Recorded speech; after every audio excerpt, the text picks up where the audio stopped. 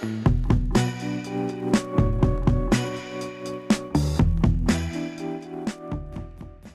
guys, it is time to bust another myth, and this one is a good one. Men shouldn't have a say in abortion. When people think of abortion, the usual mantra is, it's her choice.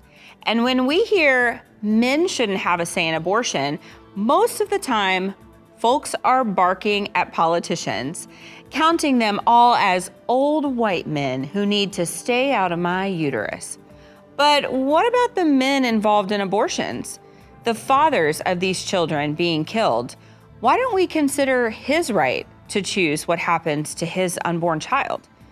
We assume that when a man is absent, it is because he chose to leave or not be involved or even coerced a woman into choosing abortion.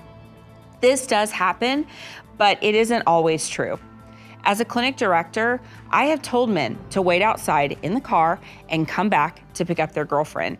I have taken their phone and put it in a locker in the name of privacy for all. But really, it was so she couldn't contact him in case she changed her mind. We didn't want an angry man fighting for his child's life in our waiting room. A man who stands up for what he believes in is a powerful force, and he is liable to spark a movement if he is heard.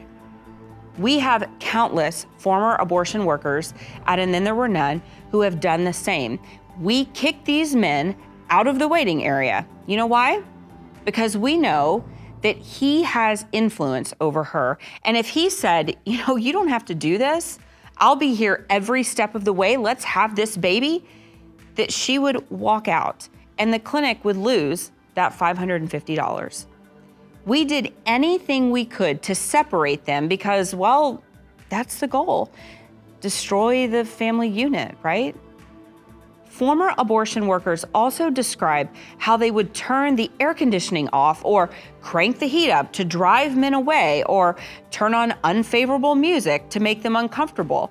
At times, men respond to the issue as it's her decision or I will support her in whatever she chooses. This response is far from making a woman feel supported and will likely bring on more loneliness. It is important for men to accept responsibility for their children before and after they are born. When men remain passive, the impact can be a lifetime of grief and longing, wishing they had made a different choice. Our Pro-Love Ministries affiliate Support After Abortion quotes Greg Hassick, a therapist with over 20 years of experience who specializes in men who struggle with addictions, substance abuse, and anger. He stated that about 40% of his patients have an abortion experience in their past, which contributes to their unhealthy patterns. Hassick explains how men are rarely validated for the trauma they have experienced as children or adults.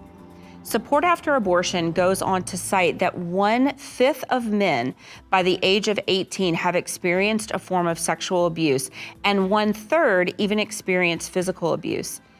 An additional 1/3 also grow up without a father in the home.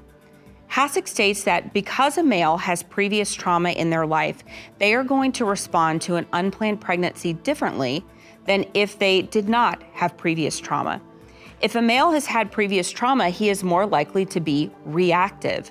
The truth is, the abortion proponents don't really care if a man has a say on the issue of abortion, as long as they are saying yes and paying for it.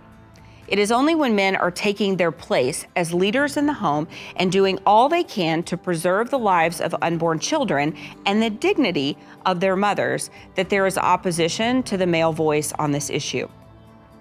If we are truly seeking equality, then why stifle the voice of men who are co-creators and have a legitimate interest in protecting their own children?